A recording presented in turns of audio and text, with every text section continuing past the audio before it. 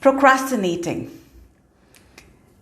It deteriorates your own sense of self-esteem, your growth as a human, and your own sanity. In the last video, I talked about why do we procrastinate. Today, let's talk about how to stop procrastinating. Okay guys, so I'm going to give you 4 points, 4 tools in fact, in terms of how you can stop procrastinating. So the first one is be aware of why you procrastinate. As we discussed in the last video also, procrastination is something that is deep rooted. It is just a reflection of who you are, who you think you are, what are your patterns and your beliefs and values and your paradigms, especially limiting beliefs, especially in your subconscious mind at a very, very deep level. So procrastination is not just another way of life. It is deep rooted somewhere. So I want you to understand, talk to yourself, identify what are your paradigms or limiting beliefs that are leading you to procrastinate. Is it fear? Is it lack of self-worth? Is it lack of deservability? Is it anger? Is it resentment? What is it? What is that negative emotion that you're holding on to because of some experience that you had in the past which led to this? If you derive that your procrastination is out of fear of failure, you need to remind yourself, or any other emotion for that matter, you need to remind yourself that your productivity is not equivalent to your worth. You know, some days we are productive, some days we are not productive, including me. Some days I like to take rest and enjoy and splurge and indulge, and the other days I'm very, very focused. Though your goals and desires should always be at the back of your mind, your priority, and taking that rest for a very long period of time and delaying your goals, dreams and desires, or the life that you dream of, living that life for a very, very long period of time, delaying it is what is procrastination. Taking rest, taking a pause is in fact an action of sheer self-love. So there's a difference between that.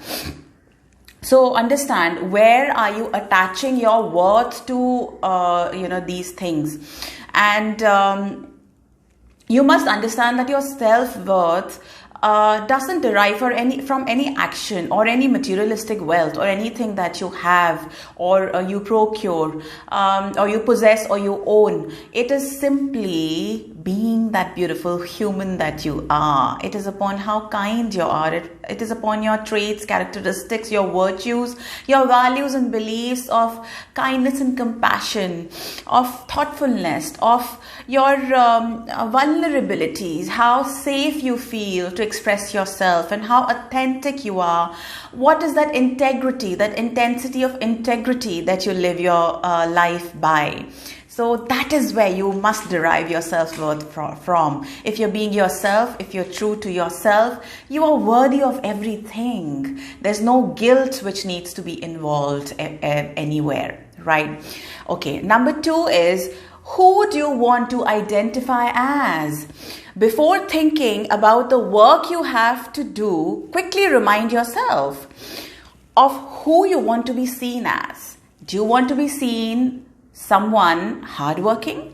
Do you want to be seen someone as others can rely on? Do you want to be seen someone inspiring? Do you want to be seen as someone who's making an impact? How do you want people to see you? And just hold that vision. You know, it's working from that space of self-worth when you have the right reason. The reason, guys, always has to be right. Remind yourself that you want to be seen as someone who gets things done. Simple for that matter.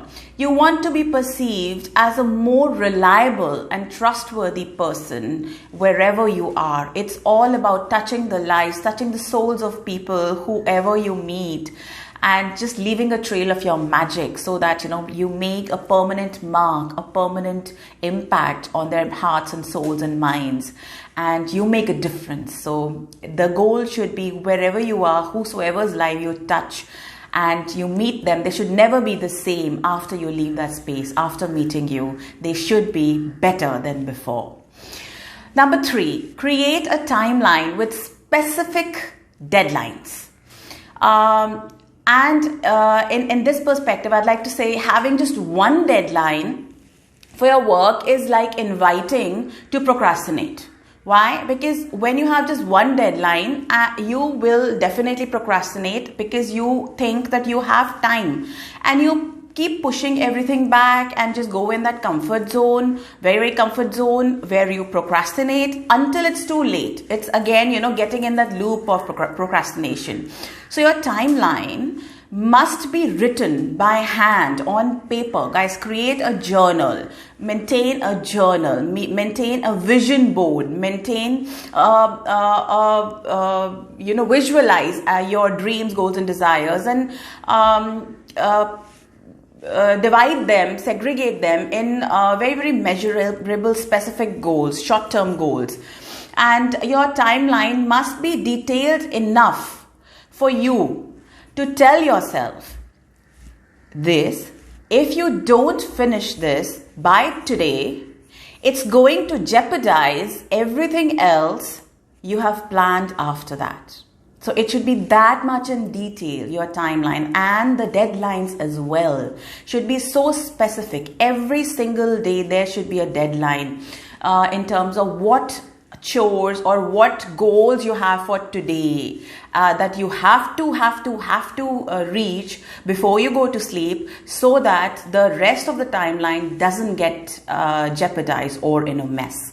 This way it creates an urgency to act, and this is where you derive your self-motivation from. When you have sheer utmost clarity and everything, all your vision, your dream and goals and desires in your life are absolutely crystallized.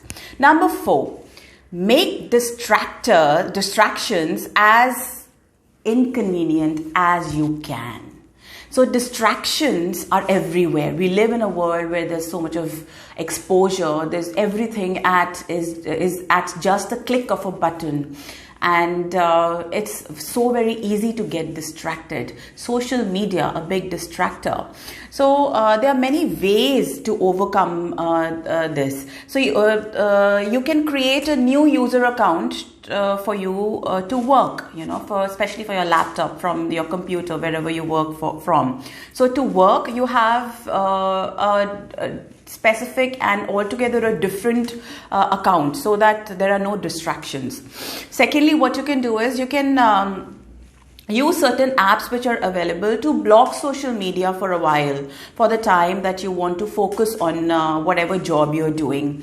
Number 3 is tell a family member to switch off the Wi-Fi, or you can also just extend it. Think of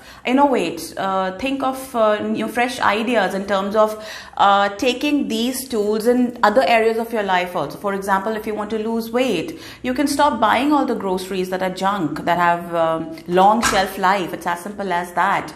So there are so many things that you can create. You can innovate these tools and apply them in other areas of your life and other areas where you want to reach some goals, whether they are personal goals or professional goals.